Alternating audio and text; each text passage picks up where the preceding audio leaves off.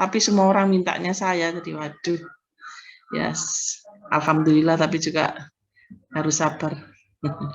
Nah ini makanya bagi para mahasiswa khususnya bersyukurlah ya, jadi bisa sekolah di teknik sipil, apalagi di ITS itu merupakan sangu ya kalau bahasa Jawa, uang saku, ya, bukan nggak ada uangnya sih, ya, cuma tabungan ya, tabungan untuk masa depanmu.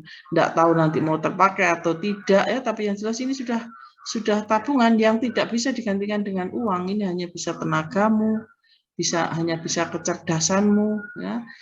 IQ dan EQ ya. Kalau bahasa Inggris adalah EQ dan IQ, tidak bisa IQ saja ya. Jadi SQ boleh, spiritual quotient. Jadi ada IQ, EQ dan SQ. Ini tidak bisa dibeli dengan uang ya. Jadi hanya bisa diasah. Nah, saya hari ini akan menyelesaikan yang bab 1 dan harus bisa menginjak bab 2. Bab 1 ini sudah saya jelaskan minggu yang lalu, yaitu terkait perencanaan jalan rel atau jalan kereta api. Jalan kereta api yang kita bahas ini masih bersifat tradisional, ya. Jadi bukan yang jenis kereta cepat atau kereta-kereta yang sudah melebihi dari kondisi-kondisi normal atau kondisi-kondisi yang istilah kita adalah tradisional ya, artinya kondisi keretanya sendiri atau gerbong, baik gerbong maupun lokomotif itu tidak sama dengan kondisi di bawah tahun 70-an ya. Indonesia ini masih sistem seperti ini masih tahun 70-an ya. Jadi yang saya tunjukkan di sini saya tahun 70-an, tapi tidak apa-apa. Belajar dulu yang dari model kuno ya, karena dengan saudara memahami, mengerti atau bisa merencanakan desain yang sederhana ini bisa. Ini bagi sistem yang modern ini masih sederhana. Ini yang sederhana ini saja bisa ya, kalau lebih maju, lebih bagus, lebih ekonomis, efisien akan lebih mudah ya. Oleh karena itu sistem-sistem yang kuno ini perlu dimanfaatkan terus ya untuk pembelajaran. Tapi kalau untuk aplikasi saja ini gak kanggo ini ya. Indonesia ini levelnya ya sama aja sama India lah, Bangladesh lah, Thailand ya. Kalau kita memang ya masih harus legolilo kalau bahasa Jawanya ya, masih harus menerima bahwa kita disebut negara yang sedang berkembang. Singapura, Malaysia itu sudah yang negara yang berkembang atau developed country. Kita masih developing. Ya. Sebenarnya cuma beda sedikit ya, beda huruf sedikit, tapi artinya jauh ya. Memang kita ini masih kuno. Jadi kalau mau bangun kereta cepat aja nggak mampu kok. Ya. Ini malah dibangunkan, habis itu yang bangunkan rugi, mau ditanggulangi negara, wis tambah kacau kabeh. Gitu ya. Kita enggak bicara politik, enggak bicara apa-apa, yang jelas bahwa memang kalau dari segi teknologi kita ini belum mampu ya. Orang-orang Indonesia ya belum mampu kalau disuruh bangun kereta cepat misalnya. Kita basicnya dari kereta-kereta yang tradisional, kereta kuno ya. Maka insinyur-insinyur itu ya lulusnya mampu mendesain kereta kuno saja. Seharusnya ilmunya dikembangkan ya. Tidak usah dengan dasar ada atau tidak adanya proyek, tapi senang ya, dengan dasar senang maka saudara yang menyenangi jalur jalan kereta api, perencanaan jalan kereta api akan dengan senang hati mempelajari untuk mengembangkan sistem-sistem ini ya. Tidak mau stuck, berhenti di model-model kuno. Nah ini sebagai contoh, jadi kalau di luar negeri, kalau kita lihat di Indonesia, ya, masang jalur itu masih manual, orang semuanya masih manusia ya, dengan keterbatasannya. Kalau di beberapa negara yang lain yang sudah ya, kalau kita ya sudah develop ya, sudah maju, semuanya dilakukan dengan sistem modern dan ya kualitasnya jadi terjamin, terkontrol. Ya. Contohnya mengangkut relnya atau memasang relnya itu sudah benar-benar ekonomis dan efisien, ya. Sekali angkut seperti ini dan kelurusan atau panjang segmen dari relnya juga sangat panjang, ya, dibanding kita yang masih pendek-pendek, nanti ada sambungan-sambungannya. Ini beberapa negara itu sudah langsung jadi satu. Nah, ini hanya contoh bahwa untuk pemasangan trek itu bisa dilakukan dengan sistem yang modern, misalnya treknya diangkut menggunakan lori atau gerbong, ya, sehingga cepat bawanya.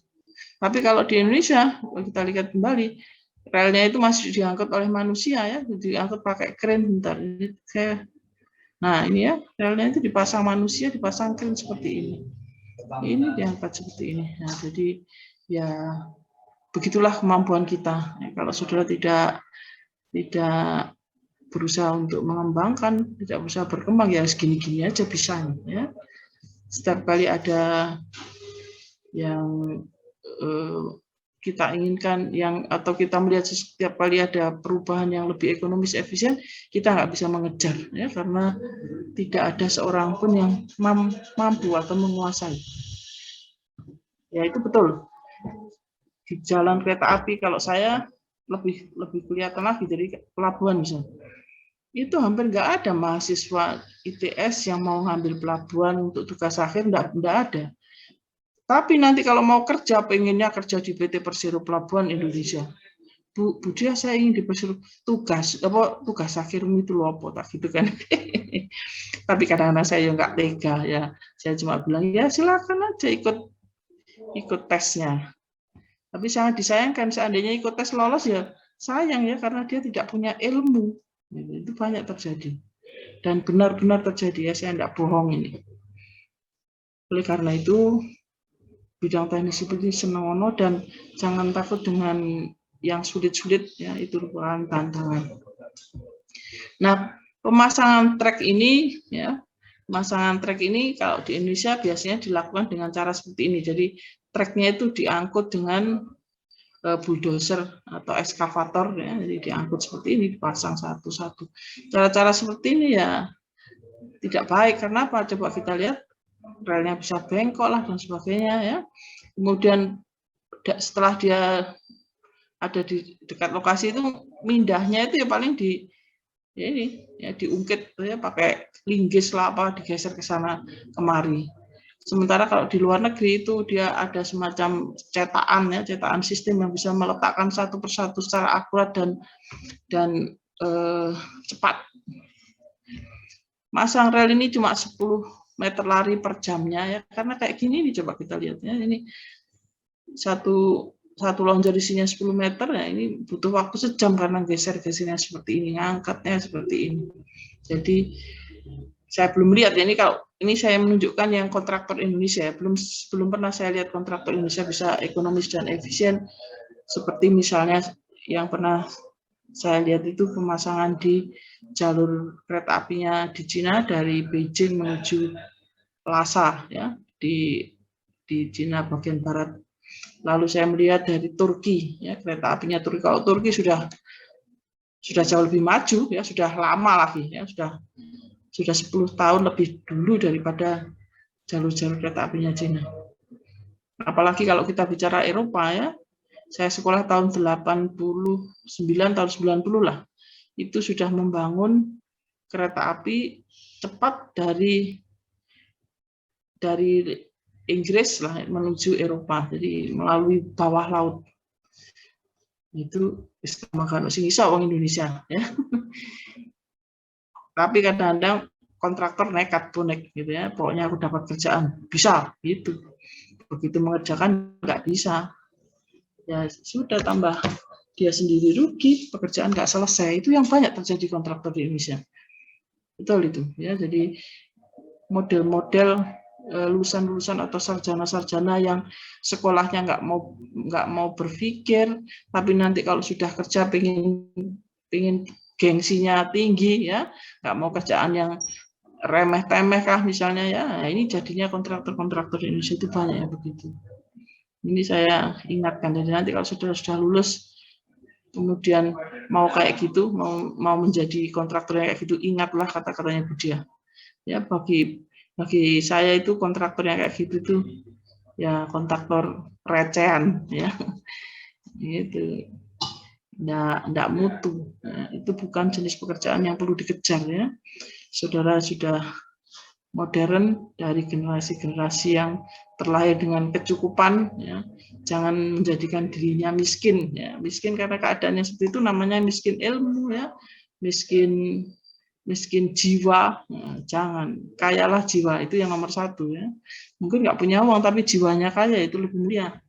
Nah, itu saya selipkan ya dalam penjelasan saya karena benar-benar saya ini real ya menemukan hal-hal yang seperti. Nah, demikian juga dengan setelah tracknya terpasang itu ada kontrol kualitas, itu harus dilaksanakan. Dalam setiap poin pekerjaan itu apa yang harus kita selalu ingat? Bahwa setiap poin pekerjaan itu ada peralatan yang harus dipakai, ada bahan, dan ada tenaga manusia. Ada mungkin pekerjaan-pekerjaan kontrol kualitas ini tidak butuh bahan. Ya tidak apa-apa, berarti dia butuh tenaga manusia. Dari tenaga manusia, nanti kita harus menentukan berapa produktivitasnya. Untuk kontrol kualitas ini, kita harus menentukan misalnya, kita untuk kontrol kualitas sekali ngecek lebarnya trek itu butuh 3 orang ya. Kita lihat seperti ini. 3 orang ini dalam sehari bisa menyelesaikan 20 km. Ya sudah, berarti nanti harga atau perhitungan biaya untuk kontrol kualitas itu adalah memberi gaji kepada 3 orang per hari ya, dan itu bisa menyelesaikan 20 km. Bu, apakah 20 km benar? Nah, itu targetnya. Nah, enggak tahu pegawai yang di-hire atau yang disewa oleh perusahaan atau yang dibayar perusahaan itu bisa nggak 20 kilo. Kalau orangnya males-malesan ya nggak sampai. Ya itu berarti di bawah target. Ya. Jadi hal-hal seperti itu harus selalu kita ingat pada prosedur pelaksanaan, bahwa prosedur pelaksanaan itu yang pertama terkait dengan biaya. Ya. Jadi prosedur pelaksanaan karena terkait dengan biaya, maka dia juga terkait dengan produktivitas. Nah, yang terkait dengan biaya ini harus kita ingat komponen biaya itu selalu ada 3, yaitu bahan atau material, kemudian peralatan, dan yang ketiga tenaganya, tenaga manusianya. Ya. Mau dibalik boleh, yang paling penting tenaga manusianya boleh. Ya, nomor 1 tenaga manusia boleh, nomor 2 bahan boleh, nomor 3 peralatan. Boleh, pokoknya ada 3 komponen itu. Untuk persisnya berapa produktivitasnya dari masing-masing pekerjaan. Nah, kita harus mengikuti pada standar-standar tertentu. Misalnya kalau di Indonesia kita pakai SNI, ya ada SNI untuk masing-masing pekerjaan. Nah, di Indonesia kita melihat ya, banyak jalur jalan kereta api itu yang dibongkar sekarang malam. Ya. Banyak di Jawa Tengah terutama jalur-jalur yang sejak tahun 60-an sudah tidak digunakan, maka di era 2016 ke atas ya, ini mulai dibongkar jalur-jalur itu dan dijadikan jalan-jalan raya begitu saja. Ya. Tapi sebaliknya ada yang jalur yang justru dulu tidak ada dibangun oleh pemerintah ya karena dinilai dibutuhkan. Di pekerjaan-pekerjaan untuk jalan kereta api ini masih jenis tradisional ya, jadi banyak melibatkan tenaga manual daripada peralatan-peralatan dan metode-metode yang otomatis istilahnya, automation. Ya. Tidak, di Indonesia tidak automation, jadi kita lebih ke manual dan labor base, jadi berdasar pada tenaga buruh. Ini contoh-contoh ya. Untuk membangun ini kita masih pakai begini-begini, kemudian untuk memindah-mindahkan tidak ada satu alat pun yang berdiri di sekitar sini, jadi seluruh pekerjaan ini pasti diangkati oleh tenaga manusia. Dan ya hebatnya ini ya, tenaga manusia di Indonesia itu lebih murah daripada peralatan. Nah ini hebat ini. Kalau di luar negeri itu tenaga manusia itu mahal. Di berbagai negara kekurangan tenaga manusia. tenaga orang itu kurang. Jadi seperti Jepang itu masyarakatnya sudah menua ya, jadi lebih banyak masyarakat yang berumur di atas 60 tahun sehingga bukan penduduk yang produktif. Nah, itu mereka membutuhkan tenaga-tenaga dari negara lain. Demikian juga dengan Korea Selatan, negara yang sudah berkembang itu seperti itu. Kalau di Eropa juga kita lihat banyak sekali ya, mereka membutuhkan tenaga-tenaga yang produktif sehingga tenaga kerja itu mahal. Tapi di Indonesia nah, tenaga kerja ini banyak sehingga lebih murah daripada kita menggunakan alat. Alat yang digunakan pun kadang-kadang kalau pada sistem di Indonesia itu bukan alat yang untuk keperluan kerja, tapi ya alat untuk membersih-bersihkan saja lah, alat untuk membentuk-bentuk saja begitu. Jadi bukan untuk misalnya mengangkat, ini benar-benar kerja ya. Nah, ini jarang. Demikian juga untuk kontrol-kontrol ya supaya cepat, supaya efisien, itu biasanya malah tidak menggunakan alat melainkan cara-cara manual. Kemudian untuk jalan rel, kita membutuhkan adanya rambu dan sinyal. Kembali lagi, jadi di Indonesia ini masih sistem yang kuno istilahnya ya. Maka sistem dan rambu-rambunya ini ya mengikuti aturan-aturan yang dulu ya. Dan semuanya masih bersifat manual. Jadi ini kalau mau memindahkan sinyalnya dan seterusnya itu semua manual, tenaganya orang. Kalau kita lihat di beberapa negara yang lain itu semua sudah otomatis ya, jadi semuanya otomatis sudah. Otomatisnya baik segi jamnya kapan dibuka, dipindah kemana itu semua otomatis. Ya. Dan sistemnya itu ada yang terkenal yaitu namanya iOS atau Initial Operating System. Ini khususnya di Amerika sistem iOS ini juga menyebar kemana-mana meskipun dengan nama yang berbeda-beda. Ya, tapi basicnya adalah sistem iOS ini untuk menggerakkan seluruh sistem kereta api. Ya. Itu diaplikasikan di berbagai negara. Kita bicara mulai yang dekat dari Indonesia, Singapura, Australia, Malaysia. Nah, ini Singapura, Australia, Malaysia atau Malaysia, Singapura, Australia ke selatan ya, arahnya itu semua sudah modern sistemnya. Meskipun kalau Australia tidak terlalu hebat ya karena dia negara yang sangat luas sehingga jalur kereta api ya sama saja dengan Amerika ya. Amerika itu jalur kereta api tidak terlalu populer. Australia juga nggak populer ya. Tapi kalau kita ke Malaysia, ke Singapura, jalur kereta api itu masih sangat populer. Kalau Singapura mungkin ya sudah tidak ada jalur kereta api karena negaranya terlalu kecil, jadi yang ada adalah jaringan-jaringan komuter.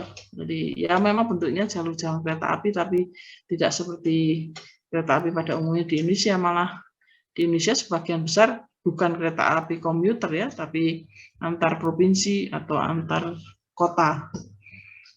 Nah di Singapura berbeda. Jadi kalau Singapura itu negara yang mungkin besarnya cuma Surabaya, ya kurang besar Jakarta lah gitu ya. Nah di Singapura tidak ada jalur kereta api yang antar kota. Yang ada adalah yang untuk di dalam kota saja, istilahnya komuter itu. Kemudian kalau ini mungkin saya tidak memberikan pembelajaran, saya hanya menunjukkan saja. Jadi kalau yang sistem modern, saya juga tidak tahu. Saya yakin di kuliah jalan kereta api pun tidak diperkenalkan ya, tapi mungkin sedikit saya menunjukkan gambar saja bahwa kalau di luar negeri semuanya serba otomatis ya, dengan sistem-sistem yang memiliki jaringan jarak jauh gitu ya, dari sinyal itu dibuka dari jarak jauh, tidak ada petugas yang dengan ototnya membuka sinyal di sini kemudian pindah lagi lari-lari ke sana lari-lari ke situ, tidak ada gitu ya. Menutup pintu perlintasan. Nah, di Indonesia kan masih manual semua ya. Di negara lain pintu perlintasan itu sudah sebagian besar sudah otomatis ya. Memang pada lokasi-lokasi yang rawan kecelakaan seringkali ditempatkan petugas. Tapi kalau di Indonesia semua perlintasan petugas, ya, tempat-tempat tertentu saja yang nggak ada petugas, jadi terbalik. Gitu. Kalau kita di luar negeri juga sudah tidak akan menemukan bentuk rel kereta api yang kuno, ya, yang beroperasi yang modern. Yang kuno mungkin bisa kita temukan di tempat-tempat wisata, ya, jadi untuk kereta pariwisata. Di Indonesia masih banyak lah, masih ada, bukan banyak ya, masih ada perlintasan yang pakai kereta kuno, meskipun mungkin 70% sekarang sudah lebih modern, meskipun belum kereta cepat ya. Jadi masih sudah kereta yang agak lebih modern dari yang generasi pertama. Kalau cucu saya, kereta api generasi pertama itu kereta api Thomas, ya. Thomas the Train itu adalah jenis kereta api yang pertama. Jadi kalau di filmnya anak-anak diabadikan dengan Thomas, kereta api Thomas.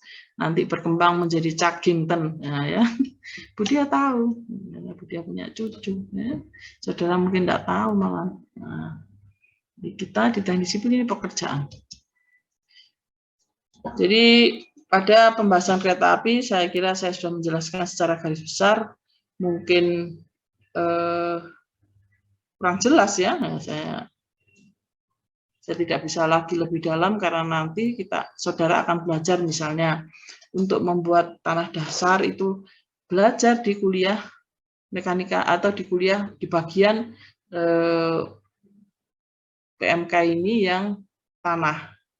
Jadi saya tidak bisa jelaskan lagi, nanti kan double-double ya. Jadi di sini saya cuma menjelaskan prosedur saja. Prosedur membangun dari sini ke sana, gitu ya, dari bawah ke atas.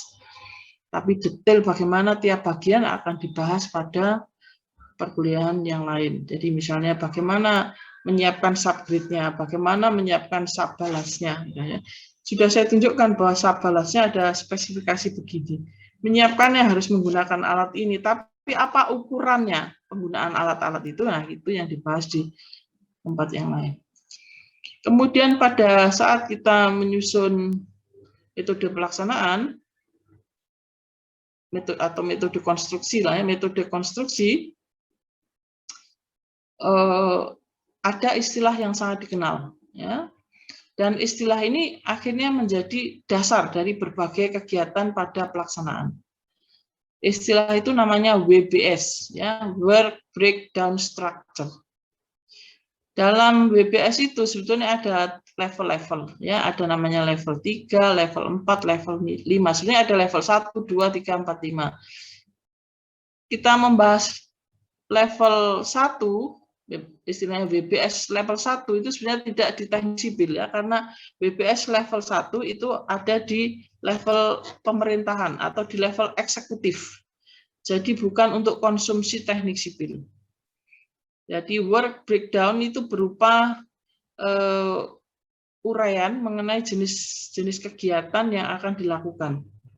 Nah, jadi kalau level 1 itu kegiatannya masih bersifat umum, ya. Oleh karena itu penentuan WBS level 1 itu tidak di teknik sipil, tetapi di tingkat yang lebih atas atau istilahnya dalam manajemen atau dalam level yang lebih tinggi, ya. Jadi sudah level manajer atau direktur, ya, atau mungkin kalau di pemerintahan sudah di level menteri, ya, itu penggunaan WBS level 1. Tetapi karena istilah WBS level 1 itu banyak kembaran istilah yang lainnya, maka biasanya istilah WBS level 1 itu tidak terpakai, ya, karena bisa diganti dengan master plan lah, ya, atau kebijakan umum direksi dan seterusnya, sehingga istilah WBS level 1 itu jarang diaplikasikan. Yang sering diaplikasikan yang berapa? Yaitu yang WBS level 3 ini sudah masuk ke bidang teknik sipil, ya. Apalagi WBS level 4, level 5 dan seterusnya itu sudah masuk ke bidang kontraktor dan seterusnya, sudah detail pada bidang teknik sipil. Jadi kalau saudara menemukan kata-kata WBS atau Work Breakdown Structure, jangan bingung. Ya. WBS itu hanya istilah lain untuk mendeskripsikan pekerjaan-pekerjaan yang akan dilakukan pada saat pelaksanaan. Siapa Ibu yang menyusun WBS? WBS level 4 atau level 3? Nah, WBS level 3 terutama itu dihasilkan atau disusun oleh orang yang menyusun WBS level 2. Pada saat menyusun WBS level 2, mereka akan menemukan detail-detail yang harus dikerjakan pada WBS level 3. Yang menyusun WBS level 4 adalah orang-orang yang bekerja pada WBS level 3. Ya, jadi yang level 3 nanti kerja, dia bisa mendeskripsikan level 4 nanti harus ada ini. Yang bekerja di level 4 bisa mendeskripsikan apa yang dilakukan pada level 5. Orangnya siapa ini? Ya orangnya orang yang pinter, ya, orang yang mau sekolah, orang yang mau berpikir. Ya, kalau orangnya enggak ngerti apa-apa, kalau bahasa Jawa namanya ya ngahmoh, ya. Plonga-plongo. Nah, itu enggak laku, enggak bisa kerja seperti ini. Tapi sejauh yang saya ketahui, lulusan ITS itu mampu, ya. Nggak bisa lulusan swasta yang nggak mampu. Tapi ya kalau lulus dari ITS, jadi kalau masih mahasiswa ini siap-siap bisa lulus apa enggak nanti ya, bisa menyandang sarjana teknik dari ITS apa enggak ya. Sudah lulus dari ITS pun juga ilmunya apa ini, ya, bisa enggak dia kerja. Jadi dari lulusan ITS itu masih tersaring lagi. Ya, setelah tersaring baru dia bisa mengerjakan hal seperti ini. Dan sekarang istilah WBS ini sudah umum, sudah biasa pada pembiayaan ya, terutama terkait dengan pembayaran atau pembiayaan dari pihak kontraktor. Jadi kalau kita punya kontrak dengan kontraktor, itu kontrak kita akan tertulis WBS kode sekian. Karena mereka sudah mendeskripsikan kodenya itu sekian. Saya sekarang ini ada kontrak dengan kontraktor, kontrak saya ditulis WBS 707466. Wow, bisa. Karena pekerjaan saya itu bagian kecil dari WBS mereka yang level 3 itu, level 4, maaf, level 4-nya itu sudah banyak sekali. Pekerjaan saya itu hanya bagian dari level 4 itu. Jadi ini semua adalah prosedur-prosedur. Kenapa harus dibuat WBS level-level? Mungkin ada yang bertanya ya. Ini enggak prosedur biasa, kenapa harus dibuat level-level atau bertingkat-bertingkat begini? Untuk memudahkan berpikir, ya, supaya berpikirnya sistematis, itu perlu bertingkat. Jadi tidak bisa orang langsung menghasilkan WBS level 5 tanpa menyusun dulu WBS level 1-nya. Tanpa mendeskripsikan dulu WBS level 2, 3, dan 4, sulit. Ya. Sulit itu apa? Sulit itu ya akan lebih banyak salahnya daripada benernya. Nah, itu istilah sulit ya. Sulit itu mungkin bagi orang awam mungkin kasih digarap. Enggak, bukan persoalan enggak bisa dikerjakan, tapi bisa dikerjakan tapi ngawur sehingga lebih banyak salahnya. Nah, itu istilah saya sulit ya. Jadi kalau kita membuat WBS 5 tanpa ada WBS yang level yang sebelumnya, ini ya bisa dipastikan akan lebih banyak salahnya daripada benernya. Kecuali kita sudah ahli, sudah pernah mengerjakan pekerjaan yang sama, ya. Tetap aja tapi, karena apa? Pada saat menentukan WBS level 1, itu salah satunya harus ada studi kelayakan. Proyek yang kita bangun atau pekerjaan yang kita bangun itu harus benar-benar layak.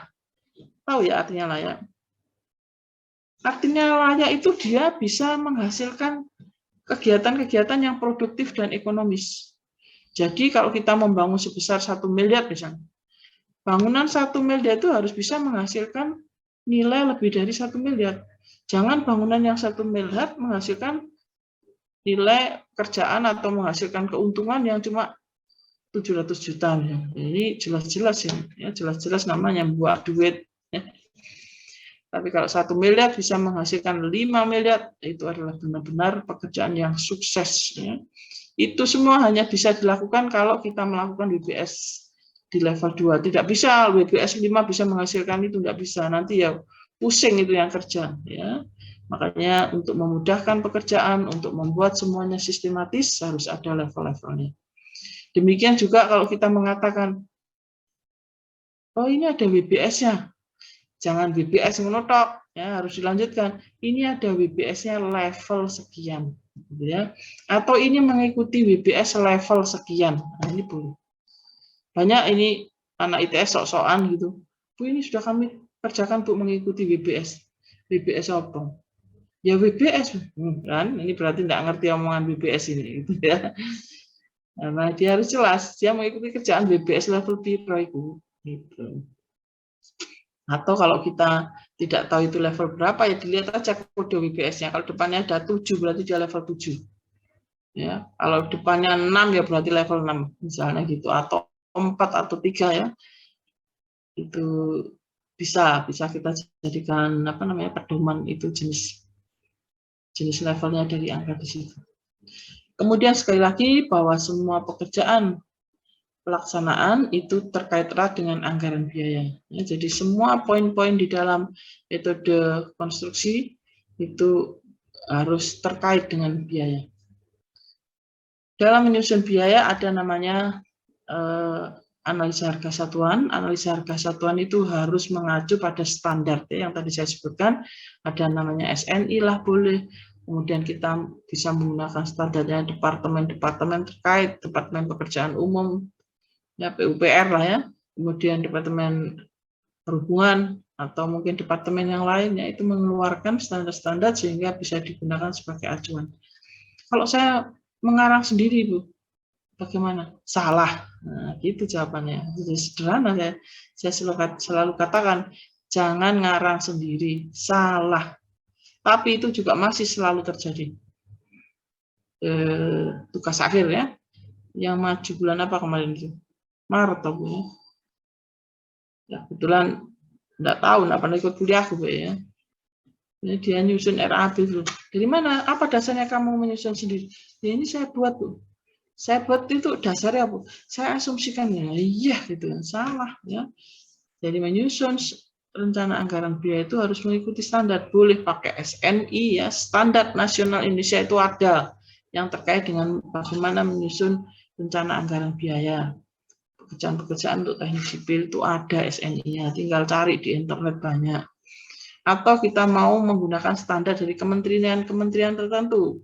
Salah satunya adalah Kementerian PUPR dan Kementerian Perhubungan. Itu ada. Atau standar dari INKINDO, ya, Ikatan Kontraktor Indonesia, atau standar dari kontraktor, ya, Ikatan Konsultan Indonesia dan Kontraktor Indonesia itu ada menyusun standar, itu boleh dipakai, ya.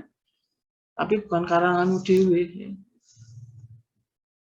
Kemudian RAP yang dipakai untuk dokumen tender ini disebut dengan Bill of Quantity atau disingkat BQ, di mana sama dengan RAP tetapi kolom yang ada harga satuan dan total biayanya dibuat kosong ya, atau dihilangkan. Baik, saya kira untuk bab 1 demikian yang bisa saya jelaskan. Saya akan berlanjut pada bab 2. Kalau ada pertanyaan saya layani, kalau tidak ya kita berlanjut membahas saja. Jadi untuk bab 2 ini adalah mungkin sebentar lagi habis ya, kita nanti akan ulangi lagi, tinggal diklik lagi. Untuk yang kedua adalah mengenai perencanaan jalan raya ya. Kenapa ini? Oh, ini ada kesalahan sih. Maaf, bukannya salah.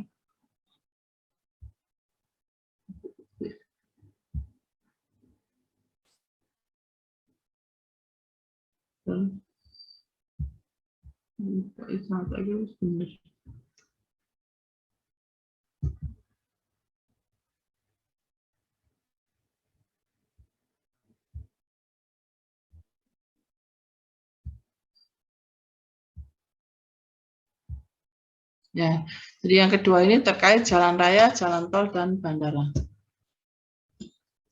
Apa bedanya dengan jalan kereta api? Jadi kalau jalan raya dengan jalan kereta api, semuanya saya kira sudah tahu, ya ada bedanya. Ya, Jadi kalau jalan kereta api itu sistem strukturnya berbeda dengan jalan raya. Tapi jalan raya, jalan tol, dan perkerasan pada bandara atau lapangan terbang itu hampir sama. Ya. Jadi sistem strukturnya sama, hanya sekarang ketebalannya atau kekuatan dari masing-masing lapisan pada struktur tersebut akan berbeda antara jalan raya untuk jalan tol maupun bandara. Tetapi tampilan dari keseluruhan struktur jalan raya, tol, dan bandara ini berbeda dari jalan kereta api. Gitu ya. Perbedaannya ada di mana? Nah, jadi jalan raya itu kalau kita lihat pada sistem strukturnya, berdasar sistem strukturnya, itu termasuk sistem struktur yang ringan. Ya. Ringannya dari mana, Bu? Ya, ringannya karena volume lalu lintas yang lewat di jalan raya itu lebih kecil volumenya dibanding yang lewat di jalan tol. Volume dan beban, volume dan beban yang terjadi di jalan raya itu lebih kecil daripada volume dan beban yang terjadi di jalan tol. Berbeda juga dengan volume dan beban yang terjadi di bandar udara atau di lapangan terbang. Jadi kalau di jalan raya itu volumenya paling kecil, bebannya juga relatif kecil. Di jalan tol itu dipersiapkan untuk volume lalu lintas yang lebih besar, volume itu volume lalu lintas ya. Volume lalu lintas yang lebih besar dengan beban yang lebih besar juga, lebih berat. Ya. Maka dia masuk pada ya medium lah ya, medium pavement, medium ya, beban atau sistem struktur jalan medium. Kalau jalan raya itu sistem struktur jalan yang ringan ya, atau lightweight pavement. Ya, jadi bahasa Inggrisnya adalah perkerasan untuk beban ringan.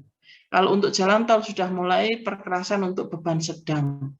Untuk lapangan terbang itu juga masih beban sedang ya. Jadi lapangan terbang dengan jalan tol itu hampir mirip-mirip meskipun beda bentuk perkerasannya, biasanya ada perbedaan. Jadi kalau untuk lapangan terbang atau bandar udara itu dengan volume lalu lintas yang sebetulnya cukup tinggi, ya, dengan beban yang sedang. Ya, jadi pesawat itu landing maupun take off dengan beban yang tidak terlalu tinggi.